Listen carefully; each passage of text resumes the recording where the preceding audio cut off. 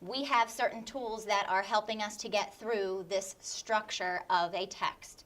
And we know this week we have been diving deep into this particular standard, that fifth standard, where we are understanding why a series of chapters, scenes, stanzas, how they all fit together to provide that overall structure of a particular story, drama, or even a poem.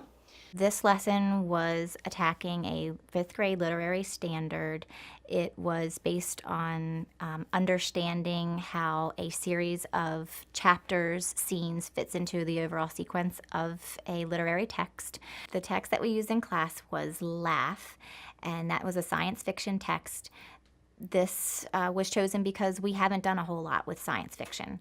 And so this whole idea of something imaginative, inventive, was something that was novel. It lent itself to curiosity, and so I knew that it would hook them and they would be interested in the text itself.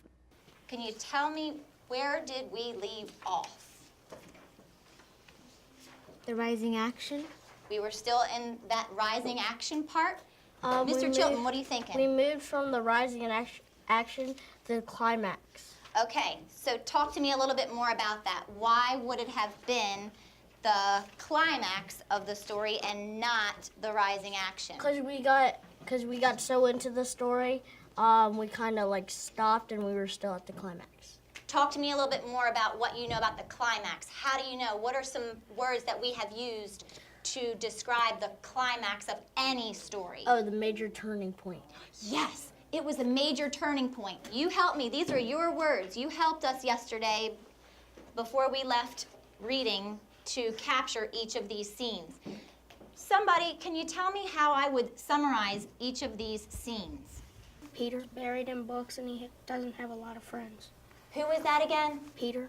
So we learned about those main characters, but then we went into some of the rising action parts. Talk to me, fifth grade. What were some of the things that you had learned about that were leading us up to that climax part? For fifth grade, we're asking them not to only sequence the events, but to have an understanding of why they are positioned that way and how one builds on another and how it's a very sequential chain of events. Well, Angela thought it wasn't really going to be useful for anything since it could only keep you or objects there for a short bit of time, but then she realizes afterwards that it can be extremely useful, but she uses it to try and cheat to get her name published. Oh, yes, you're absolutely right. And that's where we left off yesterday at that climax part where she had traveled forward to read what, Caleb? Her story that she won, so she could write it and she could win. Yes, she traveled into the future to see who actually won the writing contest. She got to see what that story actually was. She stole all of those words. We're at the part of this particular story. We're not sure what's going to happen. As we're traveling throughout a narrative text, we've got some signposts that have been helping us to understand and to figure out how all of these scenes are fitting together. Our author, Namioka, she did a great job of inserting these scenes where we're sliding to the edge of our seat with suspense. We're not sure how it's going to turn out. There's a reason why she inserted each of these points. So right now, I want us to take a look back. You can either look at your page or up here at mine. And I want you to zone in on a couple of these moments. I am going to ask for your participation. At this time, I would like two things ready. I would like for you to turn on your responders.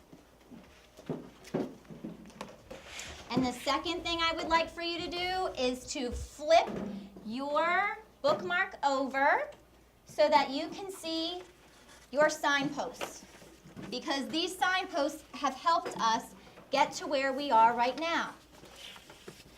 Could everyone please scan through page 518 Talk to me about what is Angela going through on page 518.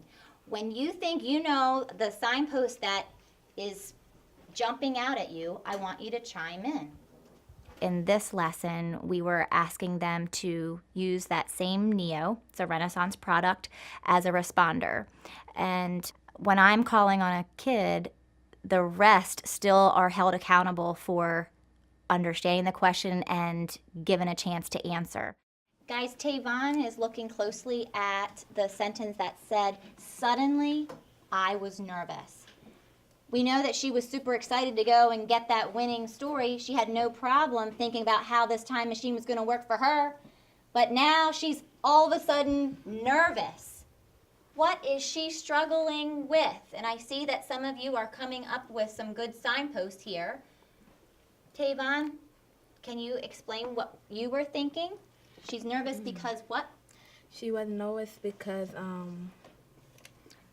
she didn't know how the time machine worked, and she needed to know how the time machine worked. Great. I chose the text laugh because in the beginning, it does a great job of introducing our main characters, and it draws our readers into sparking some curiosity because this main character is very different. Here's what I would like for you to do. In your groups right now, you have your graphic organizer that looks exactly like mine. You're all caught up from what we have been working on. And I would like for you to now turn to page 523. In your groups, I would like for you to read just page 523. We're going to take this in small chunks. After you have read 523, I want you to talk in your groups about events that have unfolded on that page. And then I want you to also talk in your groups about any signposts that are coming out at you at that time, okay? So down here, we know we're in the falling action part. I would like for you to start taking notes in your group about what's happening now. I think it's a tough question because she went around and nobody wrote that piece, so she's wondering who wrote that piece. Okay. And so I think it's her that wrote that piece. Can you show me some proof Um, on this page, bud? Oh. How did It said that meant someone in our class. One of the kids here had actually written the story. Who was it? My heart was knocking against my ribs. I stood there and waited for someone to complain. I had stolen his story. Nobody did. They need to know why we're doing the things that we're doing. Why am I asking these questions? Why is it important? Where am I going? On the other side of that bookmark, we had the standards. I think that if you were to go back into the classroom right now and ask them what was the whole purpose of that lesson, they would be able to reference that and tell you why. She feels guilty about winning the contest, and she realizes she needs to confess. She realizes she needs to confess possibly. Do we know that that's for sure going to happen? Or is that your prediction? My prediction. That's your prediction? That's a very logical prediction because when you feel very guilty about something, some people can't take it anymore and they need to confess to make it right. Mr. Sean, I've got some other people that are thinking along the same lines as you. You said it was a Tough question. tough question. Mr. Chilton, talk to me about why was this a tough question in this scene? It was a tough question for her because she was wondering who wrote the story that she wrote, and she thought it was someone in her class. Yeah. So she started getting feelings for other people. She did. If you stole something from somebody else in your class here, this is a great group. You guys are like a family in here. Yeah. If you knowingly stole something, Caleb, from someone in here, how would that be resting on your shoulders? What would that do to your heart? I'll feel sad, or that you stole and the other guy would cry, where is it, and all that. Yeah. She's faced with what then? What is she faced with? She knows she has done something wrong. Miss Rianne, what is she struggling with now? That she cheated and she feels guilty. And so what do you do if you did something wrong? If you cheated, so you have to do what? You have to make a choice as far as what? Go back and change it Or what? or confess. Or confess. Somebody else that had a different moment, I just want you to explain. If you said any of the other signposts, somebody brave enough to share. I think that the way that the story is gonna end, like, I think it's gonna show. I think that when she went back in time, when she heard herself getting out of the shower, and her mom saying like I'm going mad and stuff, I think it's gonna leave off with her in the shower when she's about to get into it, but then she realizes, you know what, maybe I should take the magazine into the bathroom. Okay, what do you call that? Like I guess a plot twist. Okay, here's what I would like for us to do now. I want you to turn off your Neo. We are going to get to the rest of this portion of the story at another time.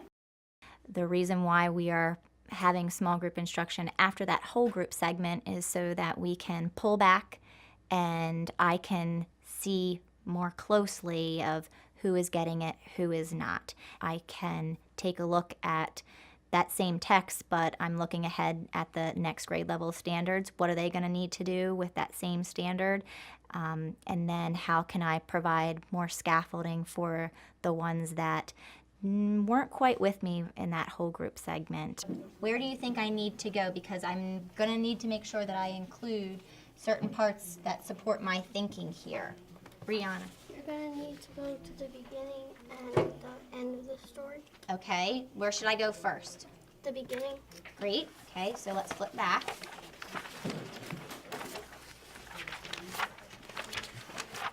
Okay, am I all the way back at the beginning? Where did she start? Where did this whole idea of the contest come in? Fisher? It says, I got an honorable mention last year, but it wasn't the same as winning and showing my parents my name, Angela Tang, printed in the school magazine. And how'd she feel about the honorable mention? She felt kind of disappointed. Yes. Because she was all hyped up and she was excited to show her parents that, hey, look, I worked really hard and look what happened. I won, but it didn't happen. Angela felt, what's your word? Fisher, I want to use it. I want to steal your word. Guilty. Before the contest? She felt excited. She felt excited. Because why? Because she was hoping to prove her parents wrong and show that she was really hardworking. Where it will go from here is we're going to finish out the text because we didn't get to the very end of it, and then we're going to take another look at what they did today in small group on the character development. From here, we're going to give the students a chance to become the writer. What would your writing look like? Now you're the author. How are you going to incorporate the sensory details, the concrete details, those exact words that a good author will give the reader so that they have a deep understanding of who that character is and what role they are playing?